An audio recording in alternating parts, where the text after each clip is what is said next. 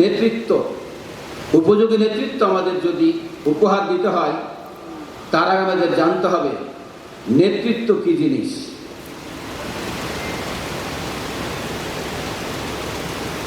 নেতৃত্বের ইংরেজি হচ্ছে লিডারশিপ, নেতার ইংরেজি হলো লিডার। এই দুইটি শব্দ এসেছে ইংরেজি লিড শব্দ থেকে। লিড শব্দের মানে হচ্ছে সামনে সামনে চলা, পথ প্রদর্শন করা, এটা নেতার কাজ। আর নেতা হচ্ছেন তিনি যিনি সামনে চলেন, যিনি পথ প্রদর্শন করেন, যিনি ঝুঁকি নেন, যিনি ভেঙ্গে যান না, যিনি বাঁকিয়ে যান না। উনি সামনেই থাকেন, যত কিছু হোক না কেন উনি পেছনে যান না। এ হচ্ছে নেতা। নেতৃত্ব কি জিনিস আমি খুবই সংক্ষেপ করতে চাই। নেতৃত্ব হচ্ছে আসলে পুরো দেখার জিনিস না, অনুভব করার জিনিস, এটা উপলব্ধির বিষয়। নেতার যে গুণাবলী, নেতার গুণাবলীকেই নেতৃত্ব বলে। নেতা কতখানি জ্ঞানের অধিকারী আর নেতা তার এই গুণাবলী দিয়ে অন্য মানুষদেরকে, জনগণকে কতটুকু প্রভাবিত করতে পারে, এই প্রভাবের ক্ষমতাটা যার বেশি, এই ক্ষমতা যার ভিতরে আছে, সেটাই হচ্ছে নেতৃত্ব। আমার মনে হয় এই বিষয়ে যদি আমরা নেতৃত্বের গুণাবলী খুঁজতে যাই, পৃথিবীর সর্বশ্রেষ্ঠ মানুষ নবীজি মুহাম্মদুর রাসূলুল্লাহ সাল্লাল্লাহু আলাইহি ওয়াসাল্লাম শুধু কথাই নেতৃত্ব দেন নাই, তিনি যুদ্ধের সামনে থেকেছেন, থাকেন নাই। তিনি প্রায় ৮৬টা যুদ্ধে অংশগ্রহণ করেছেন। তার ভিতরে তিনি ২৭ থেকে ২৮টি যুদ্ধে সামনে ছিলেন। আমরা যদি বাংলাদেশের নেতৃত্বের সাথে মিলাতে চাই, তাহলে আমরা দেখব এমন নেতা লড়াই লড়াই লড়াই চাই, লড়াই লাগলে আমরা নাই, আছে না? তাও তো দেখলাম মাত্র কয়েকদিন আগে এক নেতার এক দেশ, অমুক মহিলার বাংলাদেশ ছিল না? সে এক সময় বলল পালাবার বা বান্দিনা, পালাতে জানে না, বলেছিল না? তারপরে আমরা দেখলাম সমস্ত নেতাকর্মীকে বাঘের মুখে রেখে দিয়ে উনি মাত্র 15 মিনিটের সিদ্ধান্তে উড়াল দিলেন। উনি কিভাবে পালিয়ে গেলেন দেখতেও পাওয়া গেল না। শোনা গেল, আমরা পরে দেখেছি, শোনা গেল উনি নাকি মামুর দেশে দিল্লিতে হাজির, ঠিক না? আবার উনি বলে আমি কাছাকাছি আছি, যে কোনো সময়ে আমি বাংলাদেশে ঢুকে পড়তে পারি। আমার মনে হয় এটা তো বিশ্বাস করেই না, তার দল তো বিশ্বাস করেই না। যেই মহিলা কথা বলেছে ওই মহিলা এটা বিশ্বাস করতে পারে না, তাই না? আমি চ্যালেঞ্জ করে বলতে পারি উনি তো আসতে পারবেই না। উনি যদি বলা হয় আপনাকে এত কোটি টাকা হবে, যেই কোটি টাকার জন্য বাংলাদেশকে তুমি বিক্রি করেছো, এত কোটি টাকা দাও, তুমি 5 মিনিটের জন্য বাংলাদেশে আসো, তাও আসার সাহস করবেন ইনশাআল্লাহ। তো সম্মানিত দায়িত্বশীল বৃন্দ, নেতৃত্ব কিন্তু আকাশ থেকে আর নাজিল হবে না, মাটি থেকেও নেতৃত্ব কোণে গজাবে না। নেতৃত্ব এই সমাজে, এই সংগঠনে, এখান থেকেই নেতৃত্ব তৈরি করতে হবে। আমি মনে করি নেতৃত্ব তৈরি করার একটা কারখানা আছে বাংলাদেশে। আমাদের বিশেষ মেহমান ইতিমধ্যে এসে গেছেন, আমি সময়ের দিকে তীক্ষ্ণ দৃষ্টি রাখছি, সময় হলে আমি শেষ করে দেব। নেতৃত্ব কিন্তু মাটি খুঁড়ে বের হবে না। বলছিলাম সম্মানিত ভাইরা, নেতৃত্ব একটা কারখানা আছে বাংলাদেশে। সে কারখানা আপনারা দেখছেন? ওই সংগঠনে শুধু নেতাই তৈরি করে, সে সংগঠনের নাম কি? বাংলাদেশ ইসলামী ছাত্র শিবির। এখন যদি আপনারা খোঁজা শুরু করেন বাংলাদেশ জামাত ইসলামীতে যে নেতৃত্ব, আমি মনে করি এই নেতৃত্বের অ্যাবাউট 90%, প্রায় 90% নেতৃত্ব ইসলামী ছাত্র শিবির উপহার দিয়েছে। আলহামদুলিল্লাহ। ছাত্র শিবির নেতৃত্ব তৈরি করে আর উপহার দেয় জামাত ইসলামীকে। এজন্য আমি আমার আলোচনার পর্যায়ে আপনাদের কাছে অনুরোধ রাখতে চাই, মা বোন সহ আমাদের ভাইদের কাছে ইসলামী ছাত্র শিবিরকে আমাদের প্রাণ দিয়ে ভালোবাসা উচিত। ইসলামী ছাত্র শিবিরকে সার্বিকভাবে শেল্টার দেয় এবং সহযোগিতা করা উচিত। আমরা তো রাজি ইনশাআল্লাহ। সমেত ভাইরা, গতিশীল নেতৃত্বের কতগুলো বৈশিষ্ট্য আছে এবং শক্তিশালী সংগঠনের কিছু সংজ্ঞা আছে।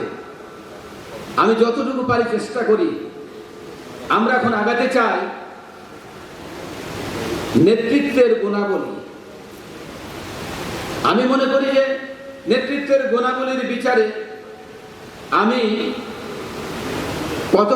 খুবই লেস পার্সেন্ট আমার ভিতরে নেতৃত্বের গুণাবলী আছে।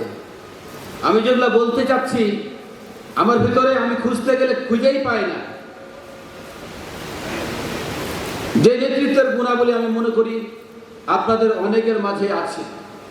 আমি জাস্ট রুকুন সম্মেলনে, যে কোনো সম্মেলনে খাতা এবং কলম থাকা ভালো।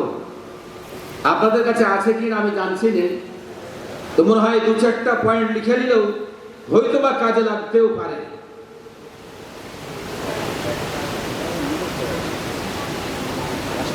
আমার পয়েন্টগুলো ব্যাখ্যা করার সময় হবে না, জাস্ট আমি আপনাদের স্মৃতিতে দেওয়ার জন্য পয়েন্টগুলো উল্লেখ করতে চাই।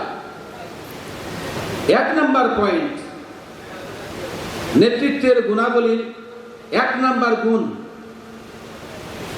জ্ঞানের ক্ষেত্রে শ্রেষ্ঠত্ব। আমি মনে করি যে জ্ঞানের ক্ষেত্রে আমরা অনেক পিছিয়ে আছি। বর্তমান চলমান আধুনিক ইসলামী বিশ্বে এবং চলমান সাধারণ বিশ্বে সাধারণ জ্ঞানের ক্ষেত্রেও আমরা অনেকটাই পিছিয়ে আছি। আমি মাঝে মাঝে চিন্তা করি জামাত ইসলামীকে জনগণ তথা আল্লাহ রাব্বুল আলামিন যে পর্যায়ে পৌঁছিয়ে দিয়েছে, কিছুদিন পরে যদি বলে তোমাদেরকেই বাংলাদেশ চালাতে হবে, হতেও তো পারে, তাই না? যদি চালাতে বলে জনগণ, তাহলে আপনারা চিন্তা করে দেখেন, আমার ইউনিয়ন পরিষদের মেম্বার থেকে শুরু করে চেয়ারম্যান, পৌরসভা, উপজেলা, জেলা এবং জাতীয় পর্যায়ে আমরা যে পরিমাণ জ্ঞানের অধিকারী, দক্ষতার অধিকারী, আমরা দেশ চালাবার যোগ্যতার পর্যায়ে পৌঁছেছি কিনা? আল্লাহ যদি দিয়ে দেন জামাত ইসলামকে দেশ চালাতে হবে, তবে আমাদেরকে মনে হয় অনেক কষ্ট পেতে হইতেও পারে। এজন্য আমি আপনাদের কাছে অনুরোধ রাখবো, কোরআন হাদিসের জ্ঞানের পাশাপাশি চলমান জাগতিক জ্ঞান, সায়েন্স অ্যান্ড টেকনোলজি সম্পর্কে যারা যে বিষয়ে পারদর্শী, তারা সে বিষয়ে একটা গবেষণামূলক, উদ্ভাবনীমূলক আপনার জ্ঞান অর্জনে চেষ্টা চালাবেন ইনশাআল্লাহ।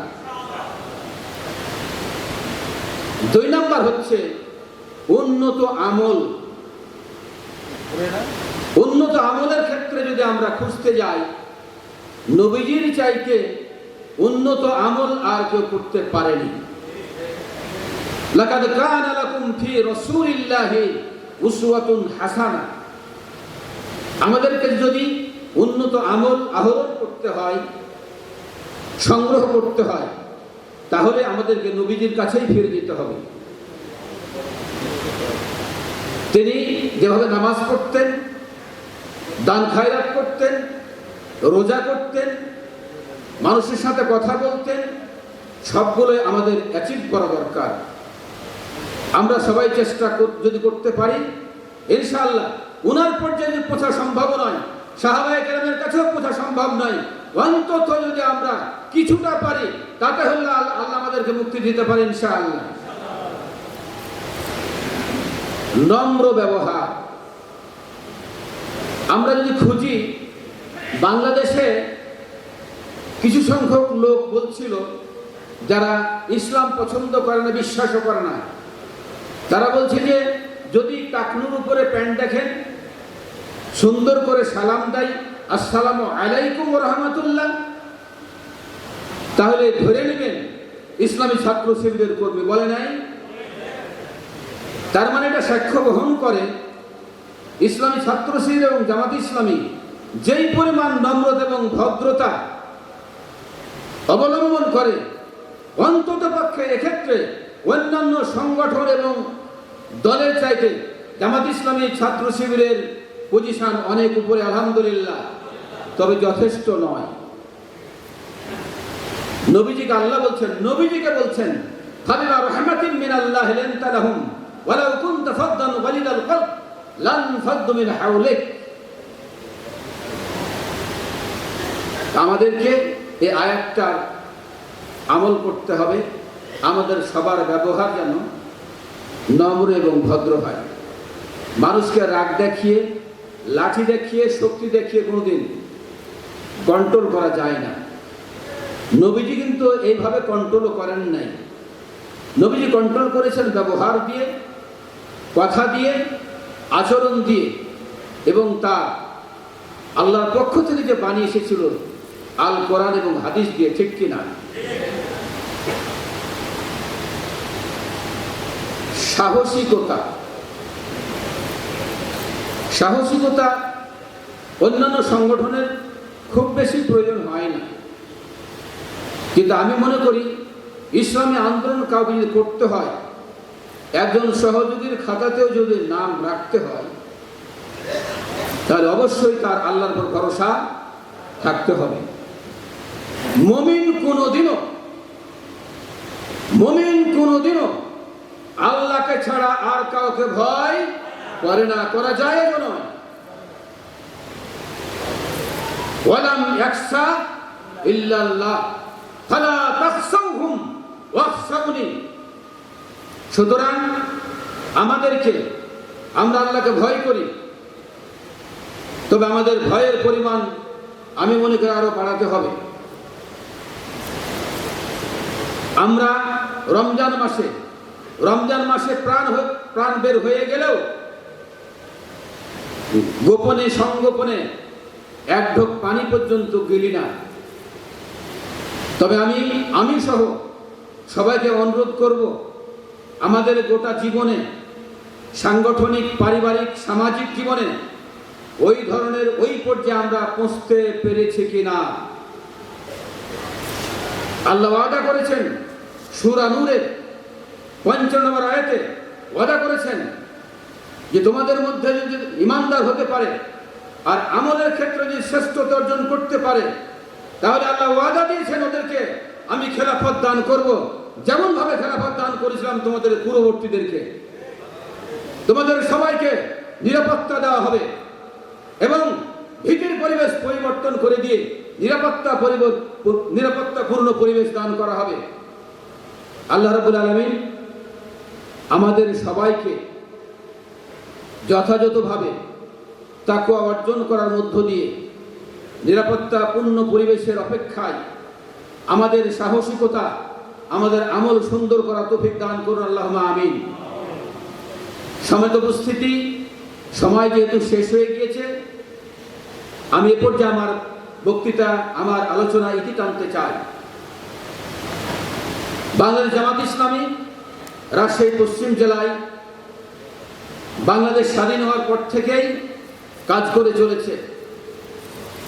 বর্তমান সময়ে রাজশাহী পশ্চিম জেলায় যে পরিমাণ আমাদের রুকুন পুরুষ এবং মহিলা, যেই পরিমাণ নেতৃত্ব, এই পরিমাণ নেতৃত্ব এবং কর্মী বাহিনীকে আমরা যদি যথাযথভাবে কাজে লাগাতে পারি, আল্লাহর কাছে আশা করছি আগামী দিনে যে কোনো চ্যালেঞ্জের মোকাবেলায় রাজশাহী পশ্চিম জেলা সামনের দিকে এগিয়ে যে এ জাতির এলাকার নেতৃত্ব গ্রহণ করতে প্রস্তুত থাকবে ইনশাআল্লাহ।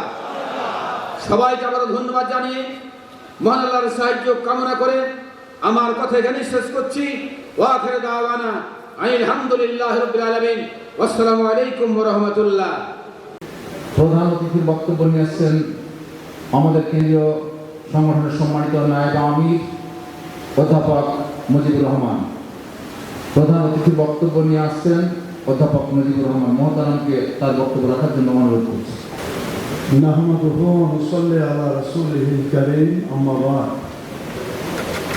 বাংলাদেশ জামাত ইসলামী রাজশাহী সাংগঠনিক পশ্চিম জেলা কর্তৃক আয়োজিত আজকের এই রূপন সম্মেলনের সম্মানিত সভাপতি, কেন্দ্রীয় মজলিস শূরার অন্যতম সদস্য, সম্মানিত জেলা আমির জনাব আব্দুল খালেক, উপস্থিত আছেন বাংলাদেশ জামাত ইসলামী কেন্দ্রীয় নির্বাহী পরিষদের অন্যতম সদস্য, বিশিষ্ট শিক্ষাবিদ জনাব অধ্যক্ষ শাহাবুদ্দিন, আরও উপস্থিত আছেন রাজশাহী মহানগরের সম্মানিত আমির, কেন্দ্রীয় কর্ম পরিষদের অন্যতম সদস্য, সাবেক উপজেলা চেয়ারম্যান জনাব ডক্টর মাওলানা কেরামত আলী সহ অন্যান্য জেলা নেতৃবৃন্দ,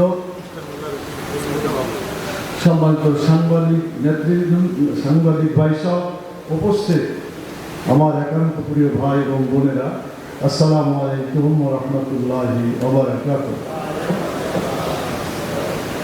আল্লাহ তাআলা কোরআন মাজিদে বলেছেন, ইন্নাদ-দীনা ইনদাল্লাহিল ইসলাম। ইসলাম একটি পূর্ণাঙ্গ জীবন বিধান। ইসলামকে আংশিক করে মানার কোনো সুযোগ নাই। ইসলামকে পুরোটাই মানতে হবে।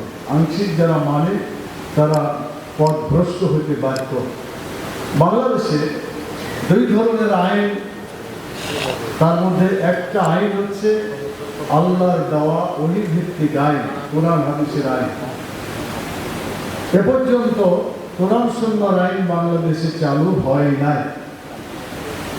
বিগত সরকারগুলো মানব রচিত আইন দিয়ে, মানব রচিত মতবাদ, দফা বা আদর্শ দিয়ে দেশ পরিচালনা করেছে।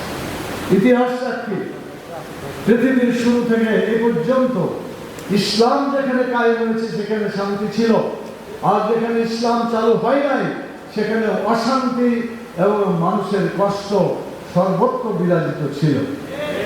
বাংলাদেশে এখানকার জনগণ দীর্ঘদিন ধরে বিভিন্ন ইজমের কারণে বস্তুবাদ, সাম্রাজ্যবাদ, ধর্ম নিরপেক্ষবাদ, সমাজতন্ত্রবাদ ইত্যাদি মানব রচিত সকল মতবাদকে বাদ দিয়ে আমাদেরকে ইসলামী আইন যদি মেনে চলতে পারি, ইনশাআল্লাহ অতীতেও ইসলামী রাষ্ট্র কায়েম হয়ে যেমন শান্তি প্রতিষ্ঠা হয়েছে, এখনো আবার সেই শান্তি প্রতিষ্ঠা হতে পারে। আপনারা সেই ইসলামী আইনকে কার্যকরী করার জন্য বাংলাদেশ জামাত ইসলামীর সদস্য হয়েছেন। সেই আইনকে বাস্তবায়ন করার জন্য আপনাদেরকে জান এবং মাল এবং জানের সর্বোত্তম কুরবানি দিতে হবে। আপনারা কি প্রস্তুত আছেন? ইনশাআল্লাহ। এই কাজ করার জন্য সাহস দরকার। আমাদের সম্প্রতি পতিত সরকার, আমি আগেই বলেছিলাম, পতিত বলার পরে যথেষ্ট হয় না। এই পতিত স্বৈরাচার যে কাজ করে গেছে তার অন্যতম কাজ হচ্ছে মানুষকে দেখা মাত্র গুলি করার নির্দেশ দিয়ে গিয়েছিল, মনে আছে আপনাদের? তো যারা নিজের ভাই বোনকে, নিজের দেশের জনগণকে গুলি করার নির্দেশ দেয়, তাকে কি সরকার নামে আপনারা চিহ্নিত করতে চান?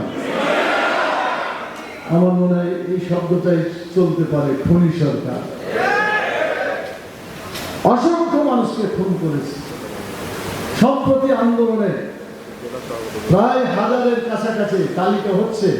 একজন তো বললেন যে প্রায় 1400 হয়ে যাবে, পত্রিকার খবর। জীবন দিয়েছে সম্প্রতি এই দ্বিতীয় স্বাধীনতা অর্জন করার আন্দোলন, এবং আহত হয়েছে অনেক হাজার। হাসপাতালে বিভিন্ন জায়গায় তারা আত্মনাদ করছে।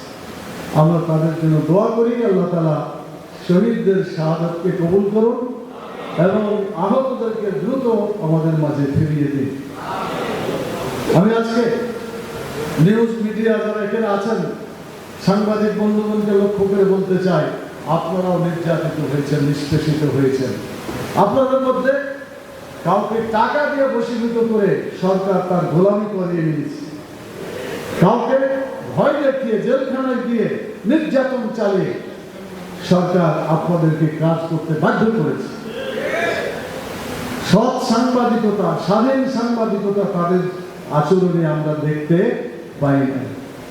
শুরুতে বাংলাদেশ আওয়ামী লীগ দেশের গণতন্ত্র বৈষম্য বিরোধী, মানে পূর্ব পাকিস্তানে কম খেতে পেয়েছে মানুষেরা, মজলুম নিষ্পেষিত জর্জরিত ছিল, পশ্চিম পাকিস্তানরা জোর করে বা বিভিন্নভাবে এটাকে বঞ্চনা করে পূর্ব পাকিস্তানকে বঞ্চনার শিকার করিয়ে নিজেরা অনেকটা ভালো অবস্থায় ছিল বলে তারা অভিযোগ করেছিল।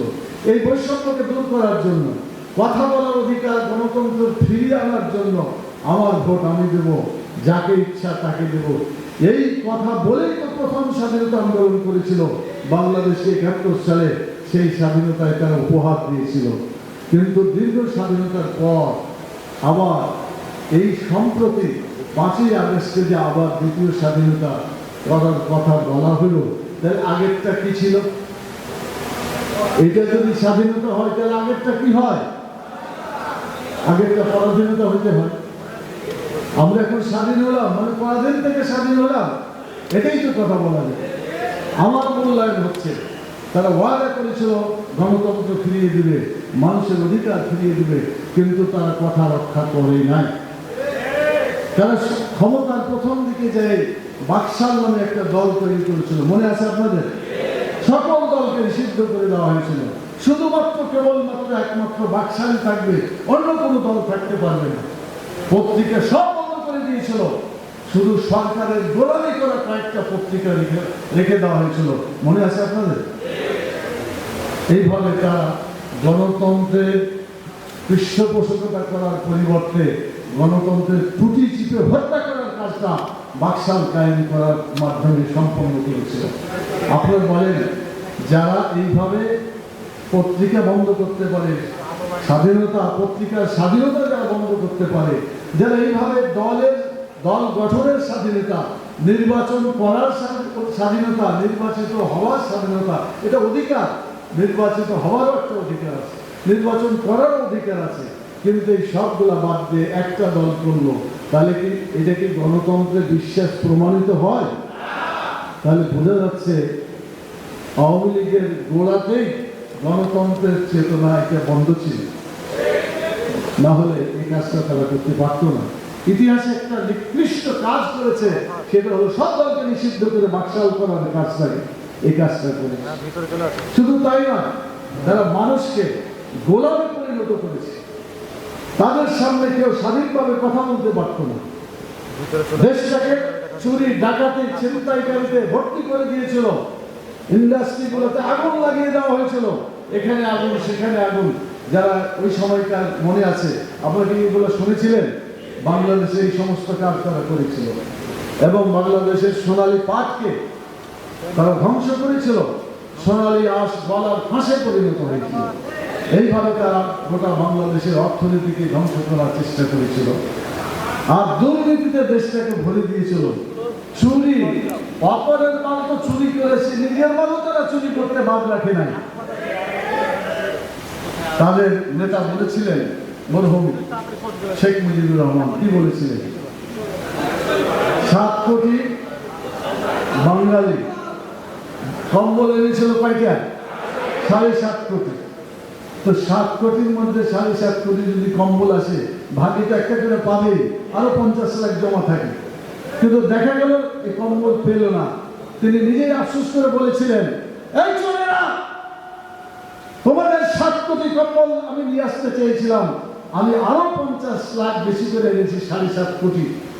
তো 7 কোটি কম্বল আনার পরে 7 কোটি মানুষকে কম্বল দেওয়ার জন্য 7.5 কোটি দিলাম, তো 7 কোটি তো নাই, আরো 50 লাখ নাই। আরে আমার ভাগের কম্বলটা পর্যন্ত তোমরা চুরি করে ছাড়লে, আমি বঞ্চিত হলাম। তিনি বললেন যে চোরেরা আমার ভাগটা গেল কোথায়?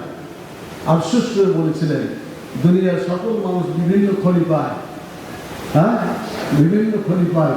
মানুষ পেয়েছে সোনার খনি, আর আমার ভাগে পড়েছে চোরের খনি। সেই চোরেরা আছে না নাই? ওই দলের মধ্যে তারা ছিল বলে চোর এমন চুরি করা করলো বাংলাদেশের অর্থনীতিকে। বিগত খনি সরকারের আমলে আপনারা দেখবেন টাকা চুরি করতে করতে দেশটাকে ঠোকরা করে দিল। আমাদের রিজার্ভের পরিমাণ এমন তলাতে পড়ে গেল, একটা দেশ টিকে থাকার যে কথা না। ইসলামী ব্যাংক একটা ছিল যেটা বাংলাদেশের সেরা ব্যাংক হিসেবে প্রতিষ্ঠিত ছিল, ছিল কিনা বলেন? এই সাক্ষী আপনারা দিবেন, গোটা জনতা দিবে, দেশবাসী দিবে। সেই ইসলামী ব্যাংক সহ সমস্ত ইসলামী ব্যাংকগুলোকে, অন্যান্য আরো অনেক ব্যাংকগুলোকে এমন ভাবে চুরি করলো, দেশের অর্থনীতিকে ধ্বংস করলো, বিদেশে পাচার করে গোটা দেশের অর্থনীতিকে ধ্বংস করে ছেড়ে দিয়েছে। আজকে মানুষ অসহায়ভাবে জীবনযাপন করছে, সেই অর্থনীতি তারা ধ্বংস করে ফেলল এবং শেষ পর্যন্ত তারা দলীয় সরকারকে নিয়োগ দিতে দিতে ওদিকে তো চুরি করলো, ডাকাতি করলো, বিভিন্ন প্রতিষ্ঠান দখল করলো। আপনাদের মনে আছে এই সাহেব বাজার মসজিদ, মানে সাহেব বাজার আরে মসজিদ না, মসজিদ মিশন একাডেমি, এই একাডেমিকে তারা দখল করেছিল না করে নাই? অবশ্য 5 তারিখে আল্লাহ তাআলা ওদেরকে বিদায় করে দিয়েছে। জালেমরা পরাজিত হয়েছে, আবার এখানে সঠিকভাবে ওই মসজিদ মিশন একাডেমি কাজ শুরু করেছে। বলেন আলহামদুলিল্লাহ। এরা ইসলামী বিশ্ববিদ্যালয় দখল করেছিল চট্টগ্রামে। 5 তারিখে সবাই পালিয়ে গেল, চোর এবং ডাকাতরা, এবং সেখানে আবার সেই কমিটি, আগের কমিটি আবার তারা সেটা পরিচালনা করছে। বলেন আলহামদুলিল্লাহ। এমনিভাবে যতগুলো জিনিস তারা দখল করেছিল, ঢাকাতে মানার স্কুল কলেজ বিশ্ববিদ্যালয়কে দখল করার চেষ্টা করেছিল, এটা ছেড়ে এখন তারা পালায়ে গেছে, আবার অরিজিনাল জায়গাতে ফেরত এসেছে। আমি আপনাদের কাছে বলবো, এই লুটপাটকারী, ধ্বংসকারী, চর দখলকারী এই সরকার, এই দলটি যেভাবে বাংলাদেশ শাসন করেছিল, এটা ভাষায় বর্ণনা করলে আজকে গোটা সময়কালে তাদের জন্যই এই কথাগুলো বলতে হবে। আমরা সমালোচনায় বিশ্বাসী নই, আমরা ইতিহাসের কিছু কথা তুলে ধরার জন্য আপনাদের সামনে কথা বললাম। প্রিয় ভাইরা, আমি সাংবাদিকদের মাধ্যমে যে কয়েকটি কথা বলতে চাই, তার প্রথম কথা হলো, এতদিন বাংলাদেশকে যারা শোষণ করেছে, যারা মানুষের উপর জুলুম করেছে, যে অত্যাচার করেছে, বিশেষ করে মানুষকে খুন করেছে, কেউ যদি খুন করে তাহলে খুনিকে মাফ করার অধিকার একমাত্র ওই খুনির অভিভাবক যারা আছে তারাই মাফ করতে পারে, অন্য কেউ মাফ করতে পারে? সেজন্য যদি কোনো খুন যেগুলো তারা করেছে তার অভিভাবকরা যে মামলা করছে, আমরা বলতে চাই যে এদের বিচার হওয়া দরকার, আইনের সামনে তাদেরকে নিয়ে আসা দরকার। শুধু প্রধানমন্ত্রী, পতিত প্রধানমন্ত্রী নয়, সকল যারা অন্যায় করেছে বিচারের মুখোমুখি করলে তারা টের পাবে কিভাবে বিচারের কাঠগড়ায় দাঁড়িয়ে থাকতে হয়, কতদিন তার মাসের পর মাস, বছরের পর বছর আদালতে কিভাবে ঘুরতে হয়, আর আইনা ধরে কিভাবে মানুষ কষ্ট পায়, এগুলো তাদের একটা অভিজ্ঞতা দেওয়ার দরকার আছে না নাই? তো আমরা মনে করি আইনের দিক থেকে কাজগুলো হইলে এই দেশে অন্যায়ের একটা প্রতিবিধান হইতে পারে। প্রিয় ভাইরা, আমি কথা শেষ করতে চাই এভাবে, আমাদের সাংবাদিক বন্ধুদের জন্য যতটুকু জরুরি ছিল কথা বলছি, পরে আমি আবার আপনাদের সাংগঠনিক কিছু কথাবার্তা বলবো, যেটা সাংবাদিক বন্ধুদেরকে কষ্ট দেওয়া ঠিক মনে করছি না। আমার পরিশেষে যে কথা বলতে চাই, আমরা বর্তমান সরকারকে সংস্কার করার জন্য সময় দিতে চাই। কি সময় লাগবে না? লাগবে না? এই সময়টা আমরা দেব, যুক্তিসঙ্গত সময় এটা করবে। তবে যুক্তিসঙ্গত বলার মানে অনির্দিষ্ট কিছু না, একেবারে বিরাট চলে যাবে তা না। সেনাপ্রধান বলেছেন 18 মাস, 1.5 বছর। আমরা এ ব্যাপারে মন্তব্য করতে চাই না। যদি সংস্কারের কাজ আগে সম্পন্ন হয়, আগেও হতে পারে, আর সম্পন্ন যদি না হয় তাহলে এই 18 মাসের মধ্যেই করার চেষ্টা করা উচিত তাদের। তাহলে বাংলাদেশের জনগণ কেয়ারটেকার সরকারের অধীনে একটা নিরপেক্ষ নির্বাচনের আদলে নির্বাচন করবে, জনগণ তাদের নিজের ভোটের নিজের দিবে, আমার ভোট আমি দেব, যাকে ইচ্ছা তাকে দেব, এই কথা বলেই নিজেদের সরকার গঠিত করা হবে এবং সেই সরকার জনগণের অধিকার বাস্তবায়নের জন্য চেষ্টা করবে। অন্য কেউ এসে বর্তমান লোকের কাছে যেভাবে দাবি তুলে ধরছে, একবার আনসাররা আসতেছে, একবার বিভিন্ন ধরনের দল তারা তাদের দাবি দাওয়া নিয়ে আসতেছে, তারপরে বিভিন্ন যোদ্ধার দাবি তারা পেশ করছে। আসলে আজকের এই যে সরকার, উপদেষ্টা সরকার, এটি কিন্তু দাবি পূরণের কোনো সরকার নয়। দাবি পূরণ করতে পারে গণতান্ত্রিকভাবে নির্বাচিত সরকার, তাদেরই দায়িত্ব আছে এটা পূরণ করা। বর্তমান সরকারের মূল দায়িত্ব হচ্ছে সংস্কার করে খারাপ লোকগুলোকে, দলীয় লোকগুলোকে নিরপেক্ষ লোক দ্বারা পরিবর্তন করতে হবে। এই নিরপেক্ষ লোক যখন হয়ে যাবে, একটা সরকার গঠন করার প্রক্রিয়া শুরু করবে, এটা নির্বাচন করে দিয়েই তারা ক্ষমতা থেকে চলে যাবে। এটাই হচ্ছে বর্তমান উপদেষ্টা সরকারের কাজ।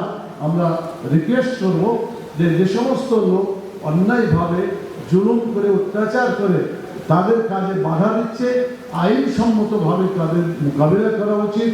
সে পাহাড়িয়া এলাকায় হোক অথবা বিভিন্ন নামে বিভিন্ন জায়গায় করা হোক না কেন, সব বেআইনি কাজগুলোকে বন্ধ করে দিয়ে আইন অনুযায়ী কাজ করার মাধ্যমে দেশটিকে একটি নিরপেক্ষ নির্বাচনের দিকে চালিত করা।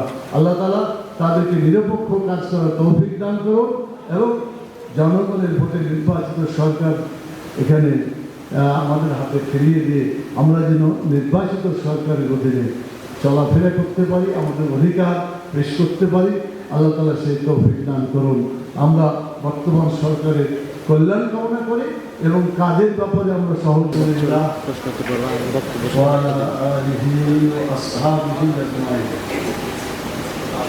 ومن دعا بدعوته وجاهد في سبيله إلى يوم الدين। বাংলাদেশ জামাত ইসলামী রাজশাহী সাংগঠনিক পশ্চিম জেলা কর্তৃক আয়োজিত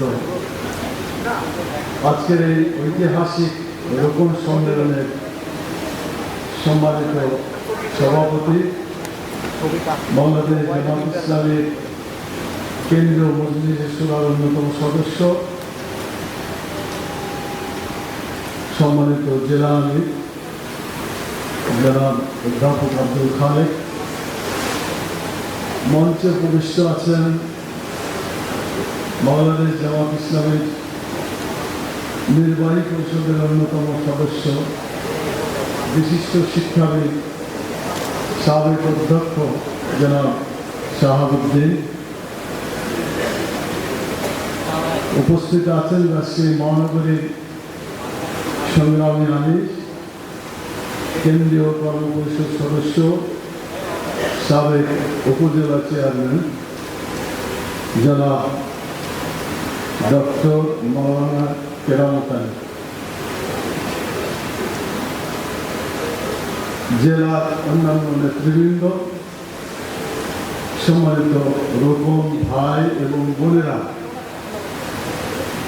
সাংবাদিক বন্ধুগণ, আসসালামু আলাইকুম ওয়া রাহমাতুল্লাহি ওয়া বারাকাতুহু।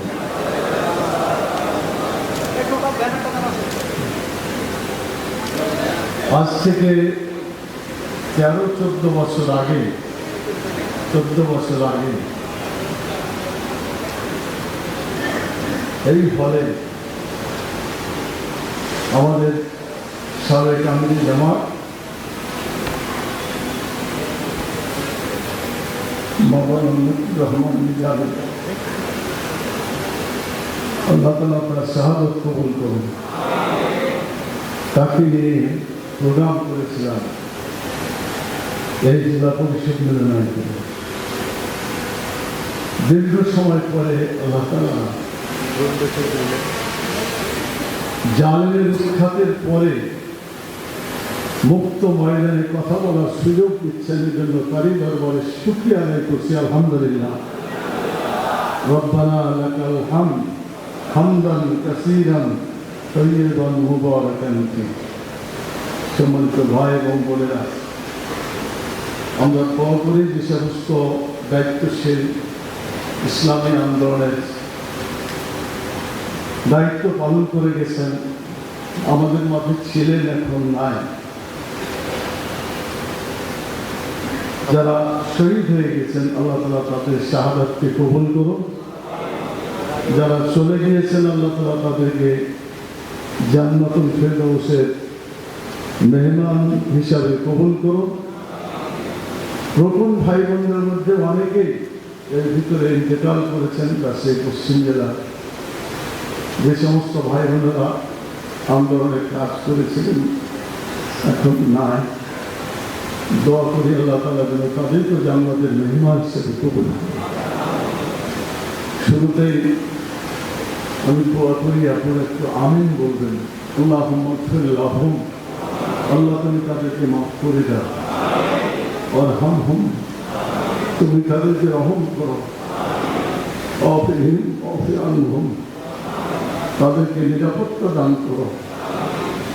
আকরিম নুজুলাহুম, তাদেরকে সম্মানিত মেহমান হিসেবে কবুল করো। ওয়াসি মুদখালাহুম, তাদের কবরগুলোকে প্রশস্ত করে দাও। আকসিলহুম বিল মাই ওয়াস-সালওয়াল ওয়াল বারাক, আল্লাহ তাআলা তুমি তাদেরকে পানি, বরফ, শিলারাশি দিয়ে ধুইয়ে পরিষ্কার করে দাও।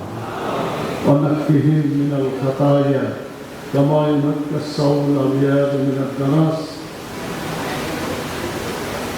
সাদা কাপড় ময়লা থেকে যেভাবে পরিষ্কার হয়ে যায়, আল্লাহ তাআলা তুমি তাদেরকে গুনাহ থেকে পরিষ্কার করে দাও। আবদুলহুম দারান খায়রাম মিন দারিহিম, আল্লাহ তুমি তাদেরকে দুনিয়ার বাড়ি ঘরের চাইতে উত্তম বাড়ি ঘর দান করো। ওয়াহলান খায়রাম মিন আহলিহিম, দুনিয়ার আহলের চাইতে উত্তম আহাল তুমি তাদেরকে দান করো। জাওজান খায়রাম মিন জাওজিহিম, দুনিয়ার সাথী সঙ্গী চাইতে উত্তম সাথী সঙ্গী তুমি তাদেরকে দান করো। আদখিলহুমুল জান্নাহ, তুমি তাদেরকে জান্নাতে প্রবেশ করাও।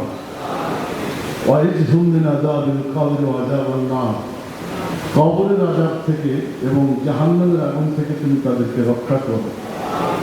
মুসলিম শরীফের হাদিসে শব্দ দুটি আরেকভাবে বলা হয়েছে, আকিহিম মিন আযাবিল কবর ওয়া আযাবিন নার, কবরের আযাব থেকে এবং জাহান্নামের আগুন থেকে তুমি তাদেরকে রক্ষা করো। ربنا تقبل منا إنك أنت السميع العليم وتب علينا إنك أنت التواب الرحيم سبحان ربك رب العزة عما يصفون وسلام على المرسلين والحمد لله رب العالمين آمين। সম্মানিত ভাই এবং বোনেরা, আপনাদের লিখিত প্রশ্নের জবাব আমি কিছু দেওয়ার চেষ্টা করছি। সব জবাব সকলের কাছে অ্যাকসেপ্টেবল নাও হতে পারে, আর আমি যা বলবো বাইরেও জবাব থাকতে পারে। সেজন্য আমার পক্ষে যতটুকু সম্ভব সেগুলো বলার চেষ্টা করব ইনশাআল্লাহ। আসসালামু আলাইকুম। আমাদের দিগন্ত টেলিভিশন চালু করা হবে কি না হলে কোন সময় হবে? জালেমের সিদ্ধান্তে এটা বন্ধ হয়ে গেছিল।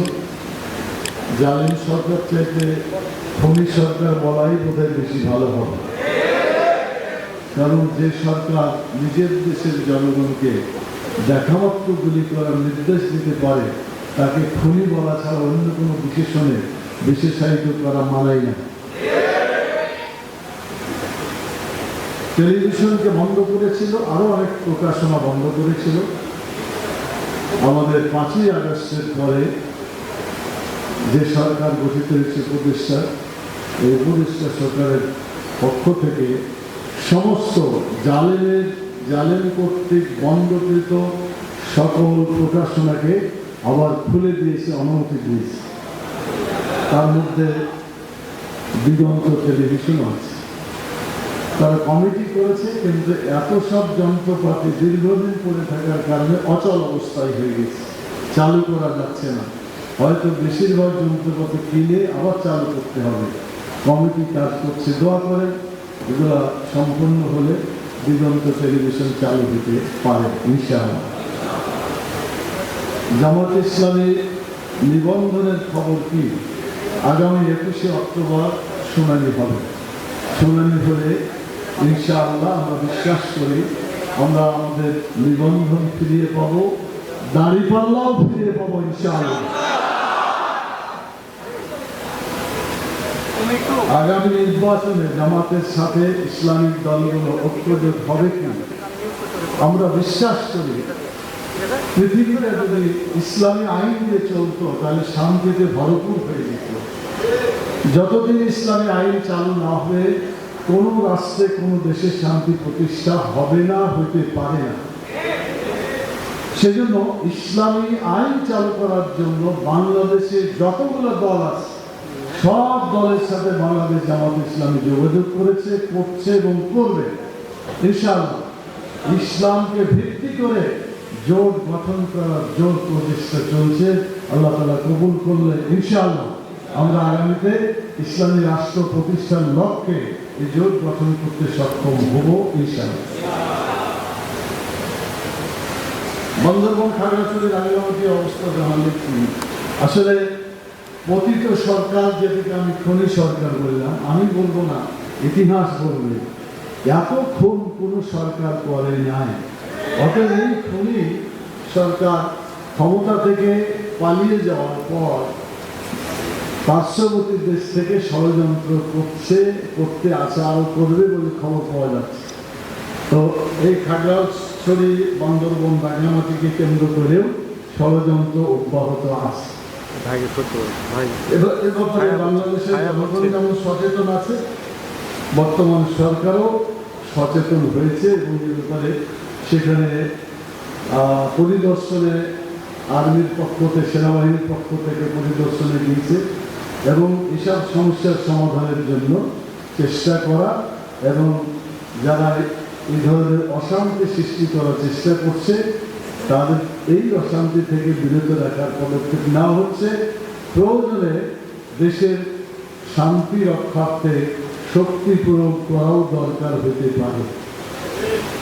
কেউ যদি দেশে অত্যাচার, নির্যাতন, জুলুম চালায়, দেশকে অশান্ত করতে চায়, তাহলে দেশের আইন শৃঙ্খলা রক্ষাকারী বাহিনীকে দাঁড়িয়ে দাঁড়িয়ে দেখবে, সমস্যা দেখবে, এটার মোকাবিলা করবে। সেদিকেই সরকার এগোচ্ছে আমরা যতটুকু জেনেছি। আর আমাদেরও পরামর্শ যে দেশকে যাতে অশান্তিতে কেউ ফেলে দিতে না পারে, দেশ যাতে শান্তিতে চলে, সেজন্য যত প্রয়োজনীয় পদক্ষেপ দরকার সব পদক্ষেপ নেওয়া উচিত এবং এটা নেওয়াই বর্তমান সরকারের দায়িত্ব বলে আমরা মনে করি। জাতীয়, উপজেলা, ইউনিয়ন পরিষদ নির্বাচনে সংগঠনের দৃষ্টিভঙ্গি কি? জাতীয় সংসদ ভেঙে দেওয়া হয়েছে, উপজেলা, ইউনিয়ন ইত্যাদি যেখানে যারা ছিল সেগুলোকে ইনভ্যালিড করে দেওয়া হয়েছে।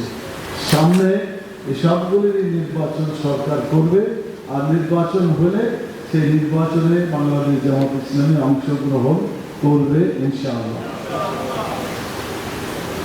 হেফাজতে ইসলাম, চরমনাই সহ আরো ইসলামী দলের সাথে বাংলাদেশ জামাত ইসলামের যে ঐক্য হওয়ার কথা, এর অগ্রগতি কতদূর? আমি আগেই বলেছি সকল দলের সাথেই চেষ্টা হচ্ছে।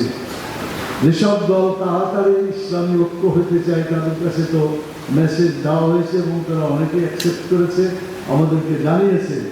আবার যারা একটু সামান্য আরও কিছু পেতে চায়, আরও কিছু করতে চায় এবং তাদের মনের মধ্যে কিছু আছে সেসব প্রশ্ন, এগুলো দূর করার জন্য কী করা যায় তাদের সাথে কথাবার্তা অব্যাহত আছে।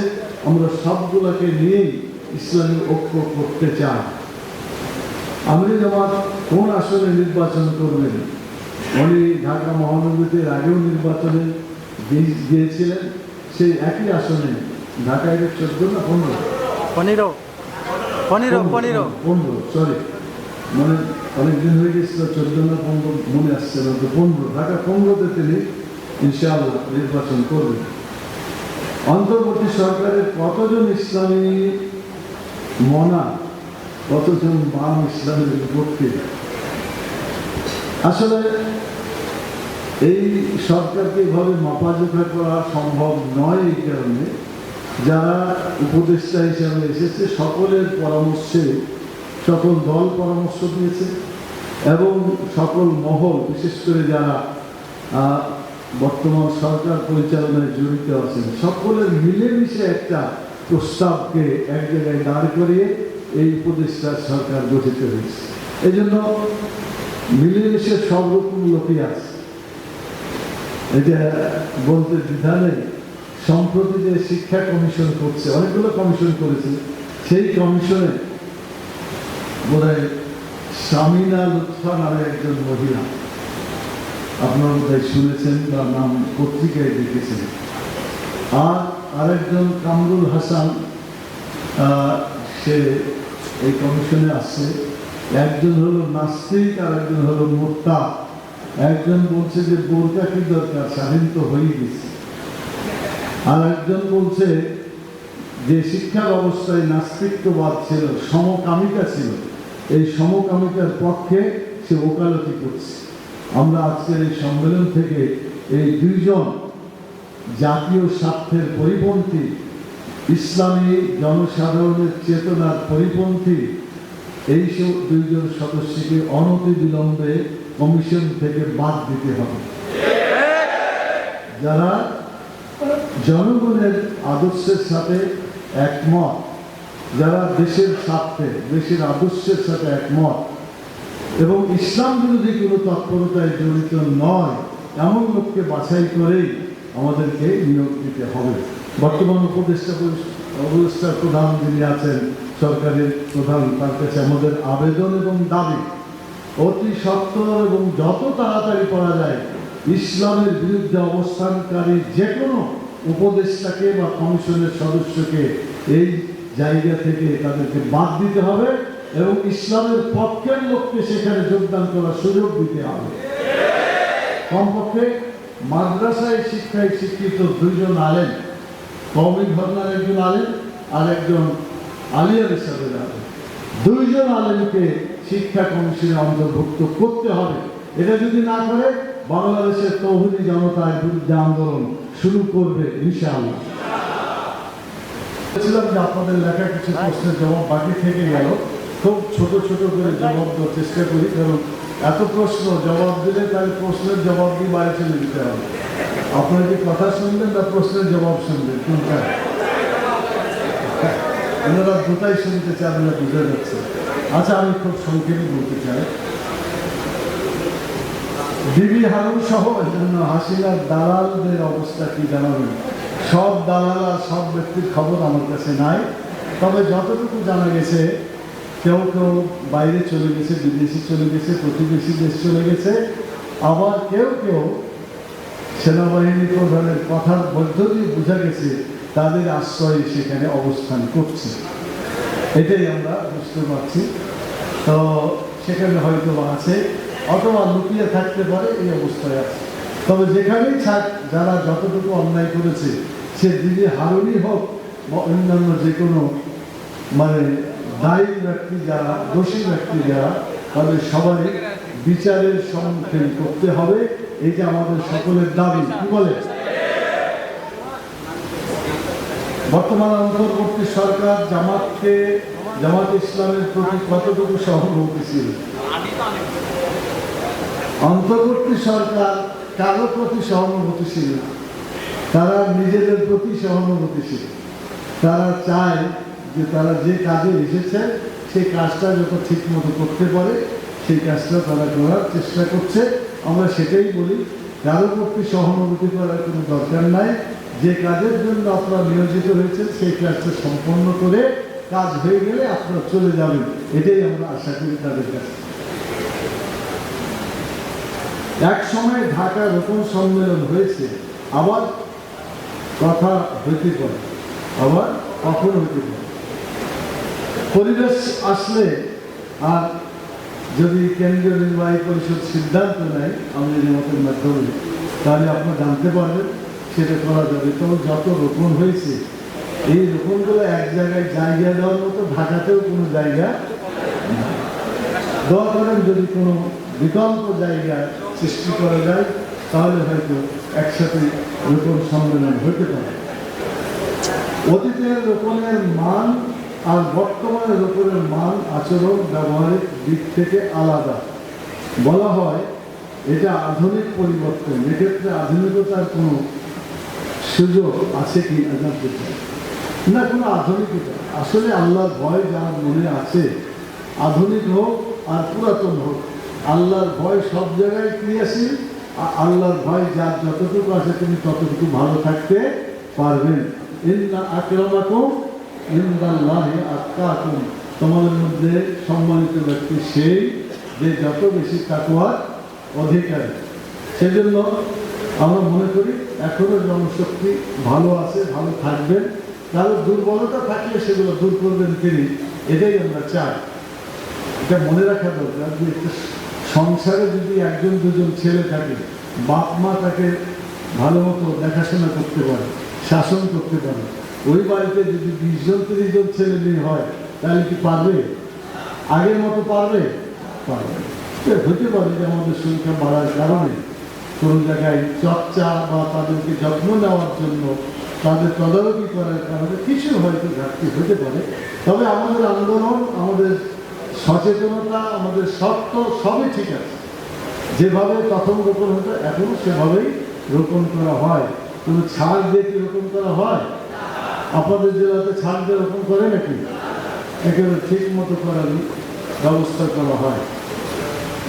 বাংলাদেশ জামাত ইসলামী আর কতদিন পরে খোলা ময়দানে কর্মসূচি পালন করে? এখন করতে পারেন আপনারা। আপনারা এখন মিছিল করলে অসুবিধা আছে? করেন। তবে আমরা একটা কারণে এখনই আমরা আপনাদের বড় প্রোগ্রাম করা চাচ্ছি না। সেটা হলো ছাত্ররা যারা আন্দোলনে বেশি ভূমিকা রেখেছে তারা বলছে যে আমরা সকলে মিলেই তো আন্দোলনটা সফল করলাম, এখন কোনো একদল যদি বড় করে আমরা এটা করেছি মানে এটা দাবি করে তাহলে আমরা বড় কষ্ট পাই। সেই জন্য আমরা একসাথেই আরও কিছুদিন চলি, তারপরে সবাই আসবে যখন তখন আমরা বড় বড় করে করবেন। এ পর্যন্ত আমরা বড় কোনো প্রোগ্রাম করি নাই। ছোট ছোট কিছু সমাবেশ আমাদের করা হচ্ছে, পেশাজীবী সমাবেশ, ওলামা সমাবেশ, শিক্ষক সমাবেশ, এগুলো আমরা করছি। সময় আসবে, কেন্দ্রীয় করবে, আপনারাও করবেন। আমার বিশ্বাস 28শে অক্টোবর থেকে বড় সমাবেশ আমরা করতে পারবো ইনশাআল্লাহ। আপনারা বলবেন যে 28 তারিখ কেন? ওই যে লগি বৈঠার তাণ্ডব হয়েছিল, মনে আছে আপনাদের? আর আমরা একটা বড় মহাসমাবেশ করলাম কয় তারিখে? 28শে অক্টোবর। ওই 28শে অক্টোবরকে কেন্দ্র করে এবারও একটা বড় প্রোগ্রাম সম্মেলন করার পরিকল্পনা আছে। কিছুদিন পরে আপনারা সিদ্ধান্ত জানতে পারবেন ইনশাআল্লাহ। আর কেন্দ্র যখন বড় প্রোগ্রাম করবে তখন এলাকায় আপনারাও বড় বড় প্রোগ্রাম করবেন। অসুবিধা আছে? প্রসিকিউটর তাজুল ইসলাম জামাত ইসলামের কোন দায়িত্বে আছে কিনা, জামাতের দাঁড়িপাল্লা প্রতি সম্ভাবনা আছে কিনা? না, তাজুল ইসলাম জামাত ইসলামের কোনো দায়িত্বে নেই। জামাত ইসলামের দাঁড়িপাল্লা প্রতি পাওয়ার কথা তো বললাম, বলি না? বলেছি তো। শুনানি হবে 21 তারিখ। আশা করছি নিবন্ধনও আসবে, প্রকৃতিও আসবে ইনশাআল্লাহ। আপনার দোয়া করবেন। মোহতারাম, আমরা বেশ অনেকদিন থেকে জনাব তাসলিম আলম ভাইয়ের সম্পর্কে দয়া করে জানাবেন। তিনি দীর্ঘদিন থেকে অসুস্থতায় ভুগছেন, যে অসুস্থতার কারণে শরীরটা কাঁপে, চলাফেরা করা কষ্ট, বক্তৃতাও দিতে পারে না, 5-10 মিনিট কথা বললে কথা বলতে পারে না। দোয়া করেন তার জন্য, আল্লাহ তাআলা যেন তাকে সুস্থ করে আবার সক্ষম করে আমাদের মাঝে সে অবদান রাখার তৌফিক দিন আল্লাহ তাআলা দান করেন। ব্যারিস্টার আব্দুল রাজ্জাক সাহেবকে পুনরায় ফিরে আসার সম্ভাবনা আছে কি? ওনার সাথে দেখা হয়েছিল মদিনায় আমার, এবারকার যখন শেষ 10 দিন মদিনায় ছিলাম একেকার অবস্থায়। এক পক্ষে দেখা গেল উনি হুইল চেয়ারে করে এসেছিলেন ওমরা করার জন্য। উনি দাঁড়িয়ে থাকতে পারেন না, চলতে পারেন না, অবস্থা খুবই দুর্বল। হাসপাতালে ভর্তি হয়েছিলেন। ডাক্তার তাকে বলল যে এখন ট্রিটমেন্টটা আরও একটু অপেক্ষা করে, অবস্থাটা ভালো হলে ট্রিটমেন্ট করা যায়। সেজন্য অসুস্থ, তার সম্পর্কে কোনো বক্তব্য মন্তব্য করার সময় বা পরিবেশ এখন আছে বলে আমি মনে করি। রাজশাহী মেডিকেল কলেজে ডাক্তার জামিল হত্যা মামলার রায়ে যে সমস্ত ভাইরা শাস্তির রায় হয়েছিল তাদের সম্পর্কে জানাবেন। আদালতে যে সমস্ত মামলা আছে, বিশেষ করে যেসব মামলাগুলো বিগত স্বৈরাচারী সরকার আমাদের উপর অন্যায়ভাবে জুলুম করে অত্যাচার করে করেছেন, সেসব মামলার উপরে সিদ্ধান্তগুলো সব বাতিল হয়ে যাবে ইনশাআল্লাহ, থাকবে না। আর যদি আইনের কোনো কারণে কোনো মামলা থাকে, তা আইনগতভাবে সেটাকে ফাইট করতে হবে এবং সেখানে বিচারকরা এই রায় দেবেন সেটা কীভাবে সম্পন্ন করা যাবে। আমার বিশ্বাস যে যারা দেশের পক্ষে কাজ করেন, চরিত্র ভালো, কোনো অন্যায় কাজ করেন না, মিথ্যা মামলায় জড়িত, এটা ভালো করে দেখলে যারা মিথ্যা মামলায় আসামি হয়েছে তারা এই রায় থেকে খালাস পাবেন ইনশাআল্লাহ। আমার প্রশ্ন হলো, বর্তমান সরকারের সংস্কার কাজের গতি নিয়ে কি জামাত সন্তুষ্ট? আপনাদের কি মনে হয় আমরা সন্তুষ্ট? আপনারা কি সন্তুষ্ট? তো আপনারা সন্তুষ্ট না হলে আমরা কি করে সন্তুষ্ট হই? আমরা বলি যে তাড়াতাড়ি এই কাজটা সম্পন্ন করতে হবে, তবে তাড়াতাড়ি করতে যে সংস্কার কাজ না করে নির্বাচন দেওয়াটা ভালো কাজ হবে না। আপনারা বলেন যে সমস্ত দুর্নীতিপরায়ণ দলীয় এবং বাংলাদেশের স্বাধীনতায় বিশ্বাস করার কথা বললেও আসলে ভারতের গোলামি করছে যারা, তাদেরকে রেখে নির্বাচন হলে কি নির্বাচন ফল ভালো হবে? অর্থাৎ সংস্কার কাজ করার পরে নির্বাচন হতে হবে, এটাই আমাদের দাবি। বিএনপির সাথে আমাদের সম্পর্ক বর্তমান কোন পর্যায়ে? আমরা আগেও তাদের সাথে দেখা হলে সালাম করা হয়েছে, এখনো হয়, তবে আগে যে জোট ছিল, আগে যে সমস্ত কথাবার্তা ছিল, এখন সেগুলো সেভাবে নাই, সেগুলো হচ্ছে না। তবে যেহেতু তারাও বর্তমান জালিম সরকারের হাত থেকে তারাও উদ্ধার পেয়েছে, আমরাও পেয়েছি, এই জন্য সকলেই শুকরিয়া আদায় করার লক্ষ্যে কাজ করে যাচ্ছি, যাতে পরস্পরে কোনো গোলমাল না হয়, তাদের সাথে কোনো আমাদের ঝগড়া না হয়, সে চেষ্টা আমরা করছি। আপনারাও তাদের সাথে কোনো খারাপ আচরণ করা যাবে না, সহনশীল মনোভাব নিয়ে আমাদেরকে এদেশে আন্দোলন করতে হবে, রাজনীতি করতে হবে, নির্বাচন করতে হবে। আগামীতে আমাদের 300 আসনে নির্বাচন হবে কিনা? আপনারা যদি এমনভাবে ময়দান তৈরি করতে পারেন, 300 জনকে দিলেই ওই জায়গা থেকে নির্বাচন করার, ভালো ফলাফল করার, জামানত রক্ষা পাওয়ার নিশ্চয়তা আছে, তাহলে 300 সিটই আমাদের দেওয়া দরকার। কি বলেন আপনারা? কিন্তু যদি দেখা যায় যে জামানতটাও থাকবে না, এমন জেলাও যদি থাকে, এমন আসন থাকে, তাহলে কি সেখানে করা উচিত? তো এই পলিসি নিয়ে আমরা আগামীতে সংখ্যা ঠিক করবো, এখনো সংখ্যা ঠিক হয় নাই। তো আমাদের কথা আছে ইসলামী দলগুলোকে নিয়ে, ইসলামী রাষ্ট্র করার চেতনা সম্পন্ন দলগুলোকে নিয়ে একটা জোট করতে পারলে আমাদের আগামী দিনে বাংলাদেশকে ইসলামী রাষ্ট্র করার পথে মাইল ফলক হিসেবে একটা কাজ আমরা করতে পারবো ইনশাআল্লাহ। পবা মন্ত্রণের প্রাপ্ত অধ্যাপক মাজিদ রহমান ইন্তেকাল করেছেন, আল্লাহ তাআলা তাকে জান্নাতবাসী করুন। এখন কোনো প্রার্থীরা এ ব্যাপারে সংগঠন কি ভাবছে, এটা আমরা কেন্দ্র থেকে বলে দিয়েছি, লোকাল সংগঠনকে তারা বসবেন। এটা 2টা উপজেলা, মোহনপুর আর পবানা, এই 2টা উপজেলা নিয়ে আসনটি একটা আসন। তো এই জন্য এটা 2টা সংগঠন, মহানগরী এবং রাজশাহী পশ্চিম জেলার মধ্যে পড়েছে, তারা বসে কর্মপরিষদে আলোচনা করে পরামর্শ করে একটা পরামর্শ দিবেন, কেন্দ্র তখন সেটাকে ফয়সলা করে জানাবেন। আমাদের যে ভাইরা আল্লাহর পথে জীবন দিয়েছেন, তাদেরকে কি আমরা শহীদ বলে থাকি? এটা শরীয়তের দৃষ্টিভঙ্গি খুব পরিষ্কার। শরীয়ত আপনার মতো আমার মতো এত কনফিউজ না, শরীয়তের একটা ব্রড চিন্তা। দিনকে বিজয়ী করে যারা জীবন দেয়, ইসলামকে কালিমাতুল্লাহ উলিয়া, আল্লাহর কালিমাকে বিজয়ী করার জন্য যারা চেষ্টা করে জীবন দেয়, তাদেরকে বলা হয় শহীদ। নাম্বার 1। নাম্বার 2, শহীদ হতে পারে কেউ যদি আগুনে পুড়ে মরে, কেউ যদি দেওয়াল চাপা পড়ে মরে, কেউ যদি পেটের অসুখে বা দুরারোগ্য ব্যাধিতে বা সংক্রামক একটা ব্যাধিতে মারা যায়, তাহলে তাদেরকে শহীদ হিসেবে আল্লাহ রাসূল আখ্যায়িত করেছেন। এভাবে 5-7টা বোধহয় 7টা আইটেম আছে আমার যতটুকু মনে পড়ে, এই সবাইকে শহীদ হিসাবে রাসূলুল্লাহ সাল্লাল্লাহু আলাইহি সাল্লাম আখ্যায়িত করেছে।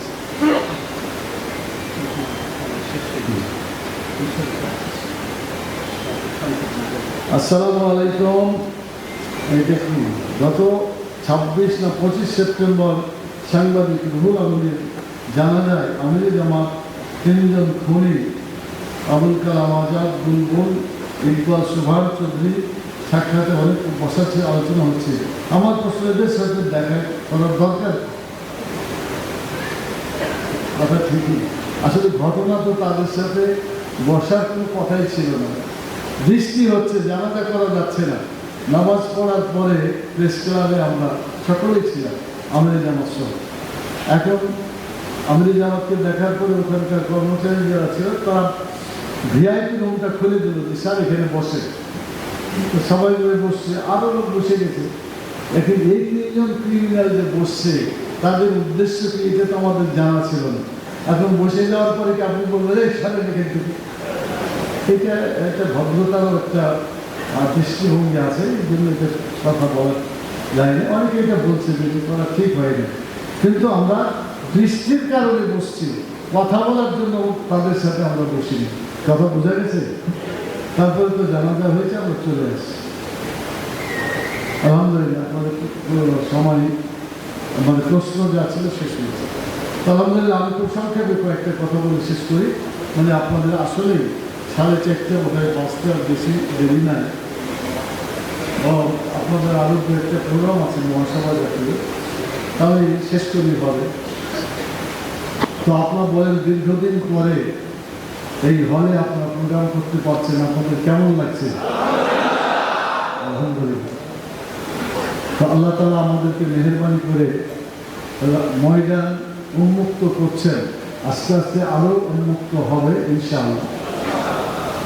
এখন রকম হিসাবে ভাই বোনদের 5টি কাজের কথা বলতে চাই, একটু নোট করতে পারেন। হয় খাতায় লেখেন, না হয় মাথায় লেখেন। খাতাতে থাকে, মাথাতে বেশিক্ষণ থাকে না, ডিলিট হয়ে যায়। তো প্রথমটা বলতে চাই, আমাদের আল্লাহ তাআলার প্রতি ঈমান এবং আস্থাটা অত্যন্ত মজবুত করতে হবে। ঈমান যার মজবুত, আল্লাহর প্রতি আস্থা যার মজবুত, সত্যিকার মুসলমান তিনি তত বেশি আল্লাহর কাছে প্রিয়। ইন্নাল্লাযীনা ক্বালু রাব্বুনাল্লাহ সুম্মা ইসতাকামু, আল্লাহ তাআলা বলছেন যে যারা আল্লাহকে রব হিসেবে স্বীকার করে নেয়, ঈমান আনে এবং এর উপরে কায়েম থাকে, আমানতু বিল্লাহ সুম্মা ইসতাকিম, বলো আমি আল্লাহকে বিশ্বাস করলাম, তার ঈমান আনলাম, তার উপরে কায়েম থাকতে হবে। ব্যথা বেদনা দুঃখ কষ্ট যন্ত্রণা যত কিছু হোক না কেন, সকল ক্ষেত্রে আমাদের ঈমানকে মজবুত রাখতে হবে, আল্লাহর প্রতি আমাদের আস্থা রাখতে হবে। আচ্ছা, বিপদে পড়লে পরে মানুষ ভয় পায় না? অসুখ হলে কান্নাকাটি করে না? তো অসুখ বিসুখ আপদ বিপদ এটার ব্যাপারে আল্লাহ বলছেন সূরা বাকারা 177 নম্বর আয়াত, আপনারা লিখে রাখেন, বাড়িতে যে পড়বেন। 17টা বৈশিষ্ট্য আল্লাহ তাআলা বলেছেন। কয়টা? 17টা বৈশিষ্ট্য। কোন সূরা, কত নম্বর? সূরা বাকারা 177, 177 অফ সূরা বাকারা। এখানে ঈমানের গুণাবলী প্রথমে বর্ণনা করা হয়েছে, এরপরে আল্লাহর পথে মাল কুরবানি করার কথা বলেছে। কাকে কাকে আপনি টাকা খরচ করবেন, নিজের আত্মীয় স্বজন পিতামাতা থেকে শুরু করে আপনি ইয়াতিম মিসকিন যারা চায়, যারা বন্দী আছে তাদেরকে মুক্ত করার জন্য এই খাতগুলো করার কথা আছে। এরপরে সালাত কায়েম করার কথা আছে, যাকাত চালু করার কথা আছে, ওয়াদা পূরণ করার কথা বলা হয়েছে। শেষ দিকে যে এই কথাটা বলা আছে, আল্লাযীনা সাবারু, যারা সবুর করে। কিসে সবুর করে? জাল্লায় ও সরি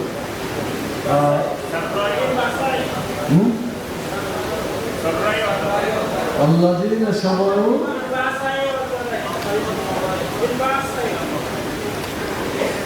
এটা সূরা আলে ইমরান। আল্লাযীনা সাবারু আল্লাযীনা আনফাকু ফি সাবিলিল্লাহ, আল্লাযীনা আনফাকু ফিস-সাররাই ওয়াদ দাররাই, দুঃখ কষ্টে পড়লেও তারা টাকা খরচ করে, আরামে থাকলেও করে, দুঃখ হলেও তারা খরচ করে। আছে না এটা? আর আমি যেটা বলছি দেখেন, 177 যে ওয়াসাবিরিনা ফিল বাসাই ওয়াদ দাররাই ওয়া হিনাল বাস, ইয়েস, তিনটা পাওয়া গেছে। আল্লাযিনা সাবারু ফিল বাসাই ওয়াদ দাররাই, মানে অসুখ বিসুখ হলেও তারা আল্লাহর প্রতি সবর করে, আর দুঃখ কষ্ট হলেও আল্লাহর প্রতি সবর করে। আর বাসায় বলা হয়েছে যদি আন্দোলনে কষ্ট পায় তবুও সবর করবে, চূড়ান্ত কষ্ট পেলেও সবর করবে বাংলাদেশ। তো আপনারা সবর এভাবে করতে হবে। আপনাদের যদি অসুখ আসে তো মনে করবেন যে এটা অসুখের কারণে কষ্ট হলো, কষ্ট মানে গুনামাফ হলো, আর গুনামাফ হলে জান্নাতে চলে গেল। এখন বলেন অসুখ হলো সমান গুনামাফ হলো সমান জান্নাতে গেল, আপনি কি বেজার? তাহলে অসুখ হলে বেজার হবেন না খুশি হবেন? আয়াত অনুযায়ী খুশি হতে হবে, পারবেন? ছেলে মেয়েকে শিখান, অসুখ হলে তোমার গুনামাফ হয়ে যাচ্ছে, তুমি জান্নাতে চলে যাবে, আরামে থাকতে পারবে। এই ছেলে আর কখনো কান্নাকাটি আর চিৎকার করবে। তো এইভাবে ধৈর্য করতে হবে দুঃখ কষ্টের ভিতরে, অসুখ বিসুখের ভিতরে। আর আন্দোলনে যদি কঠিন সময় আসে, জেলে নিয়ে যাচ্ছে, গুলি করে দিচ্ছে ইত্যাদি, তখনও কিন্তু আন্দোলন টিকে থাকতে হবে। এরকম পর্যায়ে আপনাকে টিকে থাকতে পারবেন ইনশাআল্লাহ? টিকে তো আছেন আপনারা, আরো মজবুত ভাবে টিকে থাকবেন ইনশাআল্লাহ। 2 নম্বর কথা আপনাদের জন্য, সেটা হচ্ছে কোরআন হাদিসের জ্ঞানকে আরো শানিত করতে হবে। প্রত্যেকটা সমস্যার সমাধান কোরআন থেকে খুঁজতে হবে, হাদিস থেকে খুঁজতে হবে। পারবেন না? চেষ্টা করলে আপনার বিপদটা নিয়ে কর্মসূচিতে চলে যাবেন। হাদিসের আছে না, সূচিপত্র আছে না, ওখানে দেখবেন যে এই সূচিপত্রের সাথে আমার জীবনের মিল হচ্ছে কোনটা, ওইটা পড়া শুরু করবেন, ওইভাবে চিকিৎসা করতে হবে। পারবেন? পারবেন? আমার সমস্যার সমাধান করবে কোরআন, আমার সমস্যার সমাধান করবে হাদিস। নিজে মাথা কাটিয়ে সমাধান করার দরকার নেই, আমি সব সমাধান করে দিচ্ছি। তাহাকিক করতে পারবেন, ইজতিহাদ করতে পারবেন, ইস্তেমাল করতে পারবেন, কিন্তু কোরআন সুন্নাহকে কেন্দ্র করে করতে হবে। মনে থাকবে? তাহলে কোরআন হাদিসের জ্ঞান কম হলে চলবে না বেশি করতে হবে? আস্তে করে বলছেন কেন? কোরআন হাদিসের জ্ঞান কি হবে? বেশি করতে হবে।